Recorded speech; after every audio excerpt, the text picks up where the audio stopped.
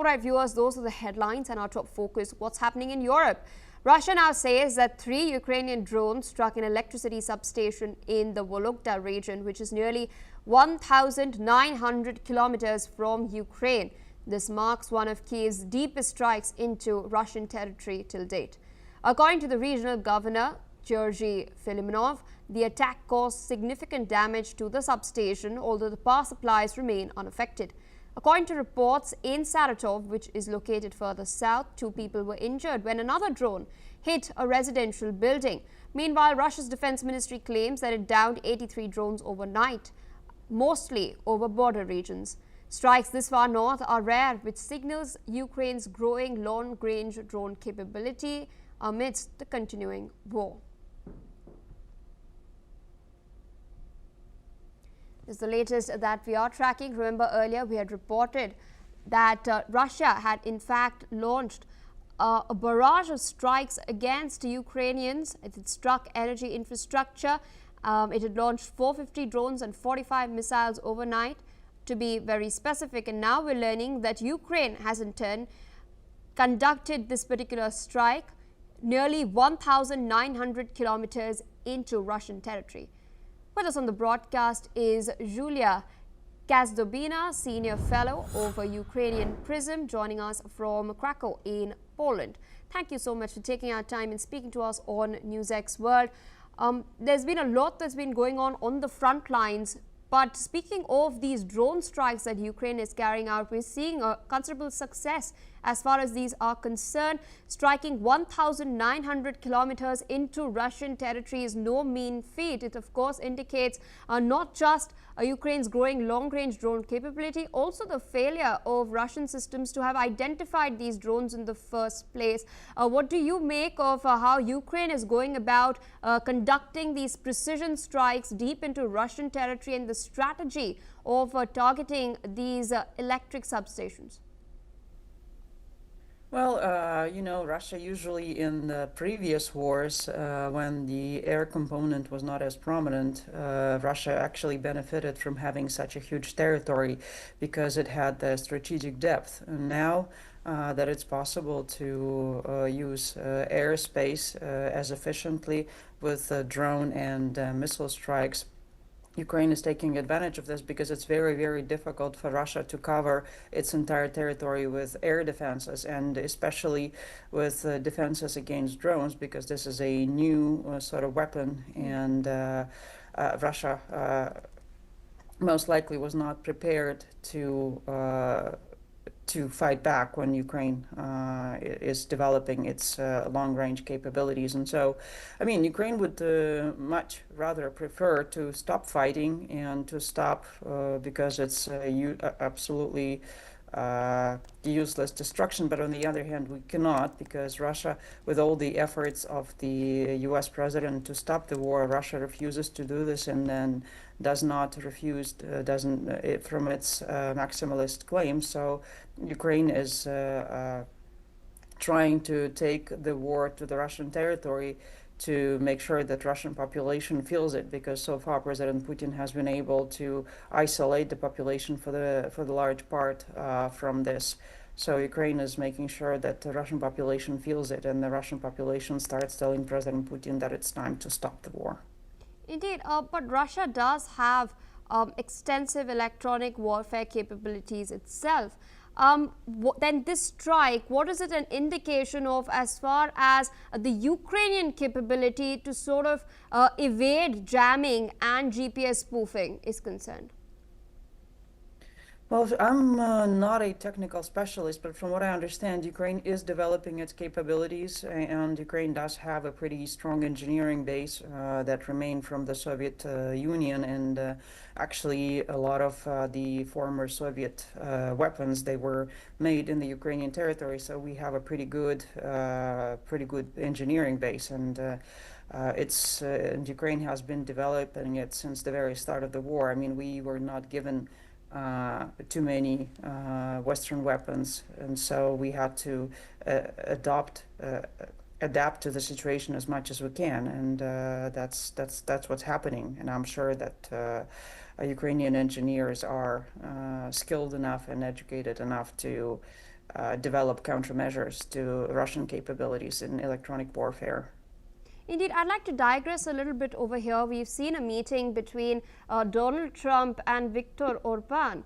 Now, Trump has given some sort of relief to Hungary. It has exempted Hungary from Russian oil and gas sanctions for 1 year. We do know that Budapest has been at odds with Brussels over this for quite a while now. Hungary has been blocking several EU proposals over the years ever since this war broke out for funding to Ukraine as well. There was a plan to use frozen Russian assets for quite a while, though there was very little headway being made because of Orban's insistence that it does not go ahead. How are the Ukrainians now viewing Donald Trump's stance?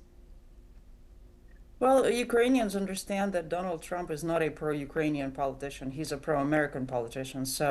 And he is supportive of Viktor Orban because they have some sort of a political affinity. And so, I mean, it's from the Ukrainian standpoint, of course, Donald Trump's decision is detrimental. But on the other hand, we see that Hungary is moving in the direction of getting rid of the Russian energy. So hopefully, I mean, it's definitely going to hurt Ukraine's interests in the short term, especially. I mean, but hopefully in the long term, Hungary will end up moving into the right direction. All right, ma'am. With that, I'd like to thank you for taking out time and sharing your analysis with us. With that, viewers, we're tracking more news coming in, this time from within Russia. We're learning that Russian President Vladimir Putin has carried out a reshuffle in his defense leadership. According to Kremlin, Deputy Defense Minister Andrei Bulyga has now been appointed as Deputy Secretary of Russia's Security Council, which is a body that plays a crucial role in shaping national security and defense policy. Meanwhile, General Alexander Sanchik has replaced Bulyga and has been named the country's new Deputy Defense Minister, who previously commanded Russia's southern group of forces. The move comes as Moscow continues to strengthen its top military and security ranks amid tensions with the West and the war in Ukraine. More news coming in. We're now learning that NATO Secretary General Mark Rutte has stated that the alliance's nuclear deterrence remains the perfect guarantee of security. He has stated that NATO will focus more on its nuclear capabilities in order to deter potential adversary. Rutte has in fact stressed upon the need to help citizens understand nuclear deterrence and has stated that there is no reason to panic even amidst dangerous rhetoric. He's added that NATO's nuclear force must remain credible, reliable and effective. He's warned in fact that a nuclear war can never be won and must never be fought. In fact, commenting on the steadfast noon drills, Rutte stated that they sent a clear signal that NATO will defend its partners against all threats. Meanwhile, in Russia, President Putin has ordered authorities to study the possibility of nuclear tests without directing them to begin. Remember, earlier, US President Donald Trump had announced that the Pentagon will resume nuclear testing, citing other countries already conducting such tests. With us on the broadcast is Mr. Mohammed Osman, international relations expert, joining us from Cairo. Thank you so much for taking our time and speaking to us on NewsX World. I've of course referred to the announcement that was made, a very lengthy social media post on Truth Social that Donald Trump had put out. He was of course referring to the Burevestnik missile delivery systems test that Russia had carried out. In fact, the delivery systems are different from the warheads, and now there's a lot of concern with Trump indicating that explosive tests might be conducted in the United States after a 33-year pause. And Putin also coming out and stating that Russia will do something similar and respond in an equal measure if the United States goes ahead. In your assessment, are all of these statements that are coming in just verbal indications and posturing, or does it then threaten to revive a nuclear arms race? Thank you for having me, Pia. Greetings to you and to your audience. Unfortunately, Pia, we are in the midst of a new nuclear arms race. I think it is very safe to assume that, because most of the arms control regimes that or treaties that were in place between the United States and Russia have expired. The only treaty that is left is the New Start treaty, which will expire in 2026. And it doesn't seem that the United States and Russia have been able so far to conduct any serious negotiations to prolong this agreement, which deals with the strategic nuclear weapons, or even coming up with a new agreement. So it seems that they have reached some sort of an impasse. There are reports that now the United States, Russia, who both own about 90% of the world's nuclear weapons, are actively producing weapons, and China is reportedly as well increasing its nuclear arsenal. It is reported that they seek to reach about 1,000 nuclear warheads in their stockpiles by the end of 2023. So it seems that we are in the midst of a nuclear race, a nuclear arms race of some sort. And of course, during a nuclear arms race since 2022, we have seen this very concerning trend of nuclear saber rattling by the different powers. We have seen Russia threaten to use its nuclear arsenal in case the Western powers cross certain red lines while they're supporting Ukraine in its war with Russia.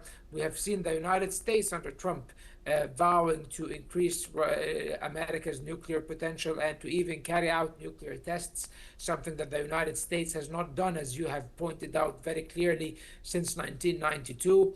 And now Russia is responding to President Trump's announcement by saying President Putin said that Russia will respond in turn and will carry out nuclear weapon tests. The last nuclear weapon test carried out by Russia was not even by Russia. It was by the Soviet Union back in 1990. Both countries combined have conducted about almost 2,000 tests in their history, which have caused a great impact on the planet's well-being. And also now, with a continuation of these nuclear tests, will pose a new challenge for global security, and it will encourage other nuclear powers like China, like India, like Pakistan, even North Korea, to take a very similar course of action if the US and Russia descend into this exchange of nuclear tests once more.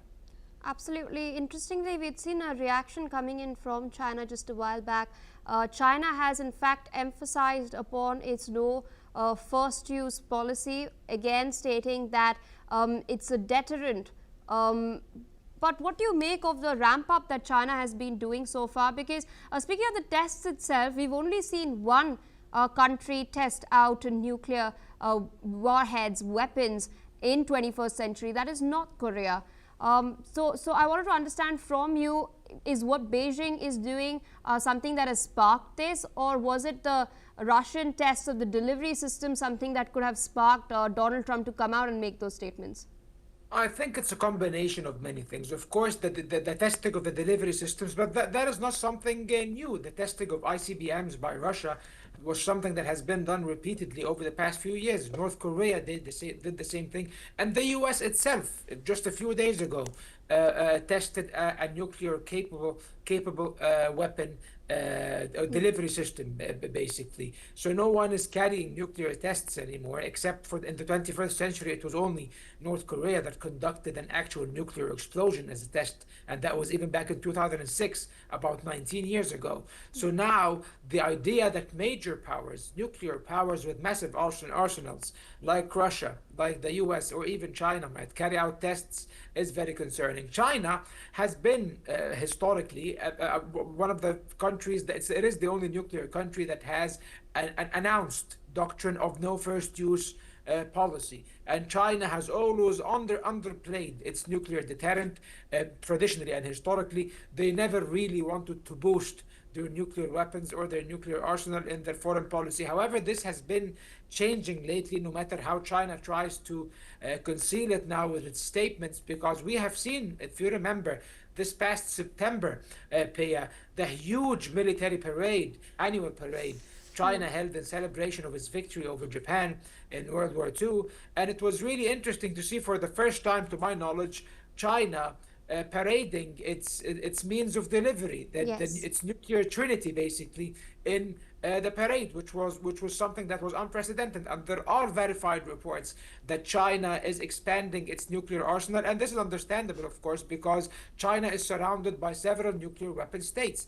On its land borders only, Russia, Pakistan, and India have massive nuclear arsenals, and it is in a rivalry, a geopolitical rivalry with the United States, which of course possesses the second largest nuclear arsenal in the world. And the U.S. may even used to deploy nuclear weapons in countries like South Korea and Japan, and they might do that again under nuclear sharing if they see it fit. So that's why China wants to enhance its nuclear deterrence. So now we have NATO speaking about nuclear deterrence, Russia speaking about nuclear deterrence, China speaking about nuclear deterrence. It's very clear, Pia, that the world has reached a very, very dangerous point at this point. And in the Cold War, if you remember, there was a massive proliferation and production of nuclear weapons.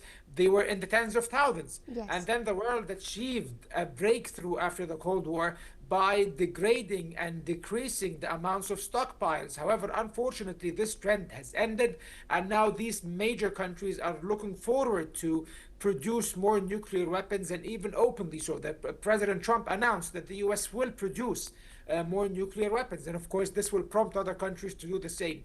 This will make the world a much less safer place to be in, Pia, and it will prompt other countries to develop nuclear weapons, countries that can, unfortunately.